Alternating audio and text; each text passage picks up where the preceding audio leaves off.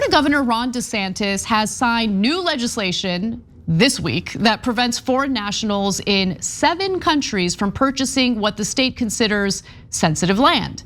Now, in an effort to market this as some sort of heroic war against communism and US adversaries, the Florida GOP is barring citizens of Russia, Iran, North Korea, Cuba, Venezuela, and Syria from buying farmland or any property within 10 miles of a military installation, seaport, or airport. Here's DeSantis announcing the new rules with his trademark uncharismatic delivery. The legislation SB 264 will prohibit the purchase of farmland in Florida by the CCP and other foreign countries of concern because we believe protecting our food supply is a security issue, and we want to make sure that our agriculture land is not compromised by CCP influence. Now, the prohibition in that bill is not just limited to farmland. It also includes land within 10 miles of any military installation or any type of critical infrastructure. Okay, look, I know this is just posturing for DeSantis. He's trying to improve his chances of winning the Republican primary for the 2024 election, and I think it's pretty obvious. But there's more to this new law in Florida that Democrats have misguidedly attacked him for. And for the purposes of this discussion, I want to focus on that. As Axios reports, people from China who are not US citizens or lawful permanent residents will be barred from owning Florida property altogether. Anyone knowingly selling land in violation of the new regulations is liable to civil and criminal penalties. The legislation also creates a mechanism for the property to be forfeited to the state. Now, what's interesting is that very last line about the property possibly being forfeited to the state is something that makes some Republican voters uneasy. They're worried that that could be a slippery slope that grants too much power to the government. But other than that, they're like, yeah, we're totally on board with this. To be fair, I'm on board with it to some extent as well, and I'll explain why. What this means is that Chinese nationals who do not live in the United States, along with China-based corporations, will not have the ability to buy any property in the state of Florida, and that includes housing. Considering we're in the midst of a housing shortage and crisis, I have no problem with that. But our well-to-do friends over at Morning Joe think leaving our limited housing supply vulnerable to private global investors, some of whom are looking to launder money, by the way, is somehow more important. Republicans are supposed to support free markets. Exactly. They're supposed to support free enterprise with Disney, with cruise lines, with small businesses. Like this is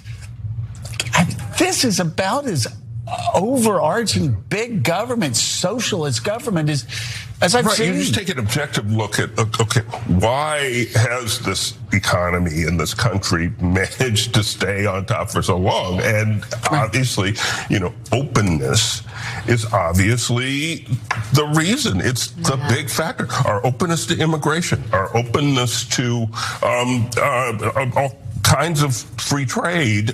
What?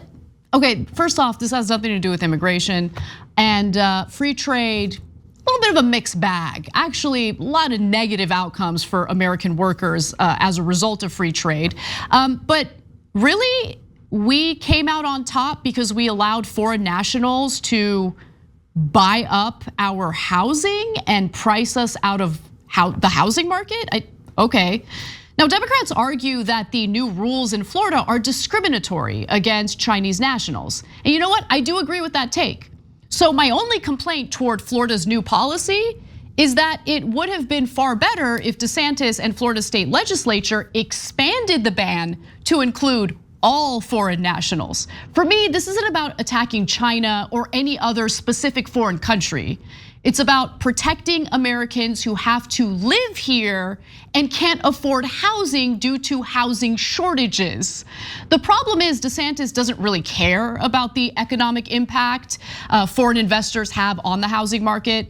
They're just ratcheting up adversarial rhetoric and policy toward China, which Democrats, by the way, are also pretty guilty of.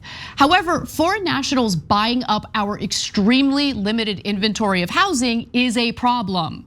Politicians in Canada, for instance, noticed how much of an issue it was in their own country and have taken action by limiting foreign investment to address skyrocketing housing prices. In fact, some argue that they haven't done enough in Canada. But let's get back to the United States. In the US, Congress has allowed this practice to continue to the detriment of the American people. Back in April of 2021, we shared a Wall Street Journal story with you that discovered foreign investors accounting for nearly a third of institutional investment in single-family rental homes. I mean, you think having a landlord in another state is bad?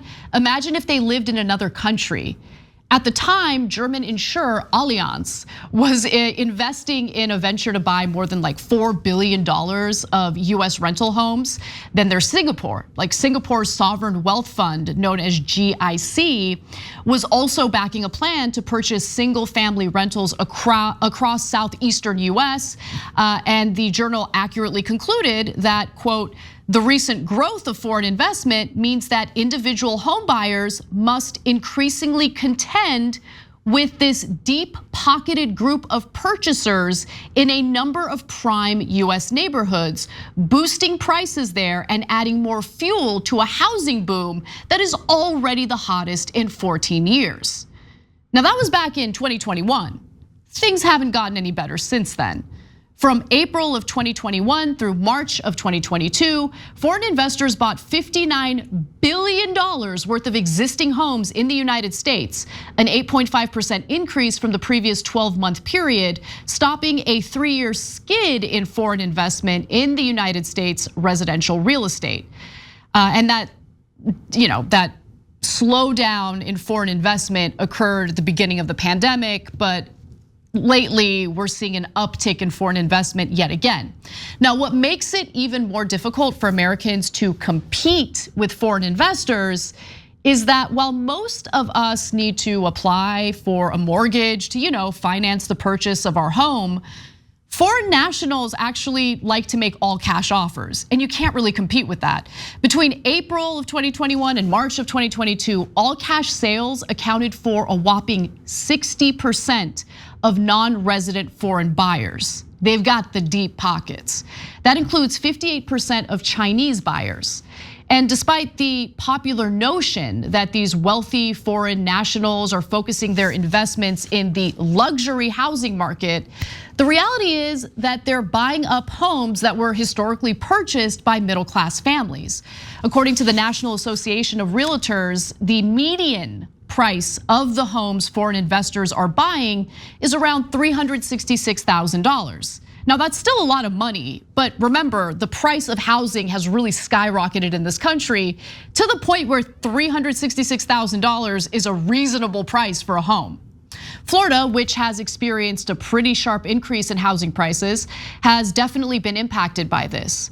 For the 14th straight year, Florida remained the top destination luring foreign buyers, accounting for 24% of all international purchases.